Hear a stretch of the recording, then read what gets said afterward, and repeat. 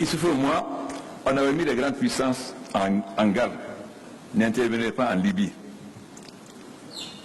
Ça va avoir deux conséquences. La somalisation de la Libye et la prolifération des armes chez nous.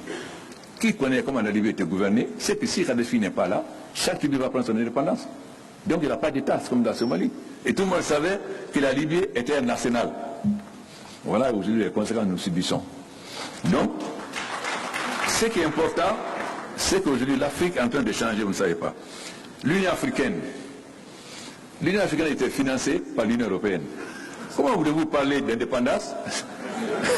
L'Afrique, nous avons une population jeune. C'est une chance, mais aussi un danger.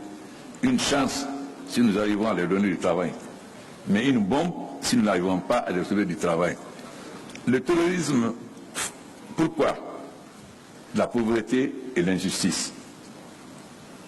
Plus nous luttons contre la pauvreté, moins il y aura le terrorisme. On ne pourra jamais vaincre le terrorisme par les armes. Nous ne pourrons vaincre le terrorisme que si nous développons et qu'il y a une juste répartition des richesses au niveau des populations les plus vulnérables, qui sont des jeunes, et nous allons devenir l'usine du monde et remplacer la Chine. Car si nous transformons les matières premières sur place, c'est là. Mais cela suppose que nous changions nos petits nationalismes.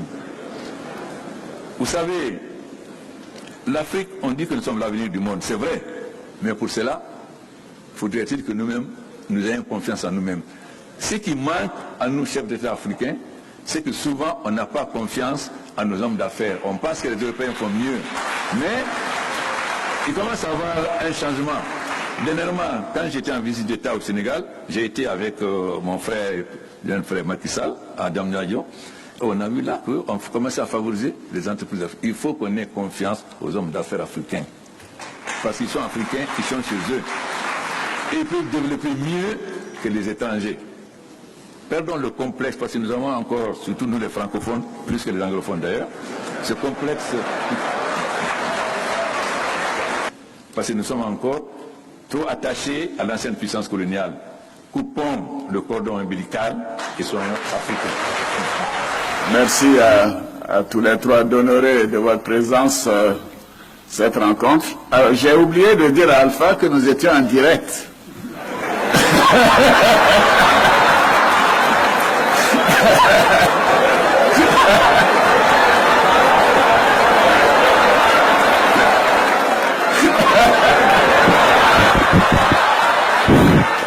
Alassane, moi j'assume ce que j'ai dit.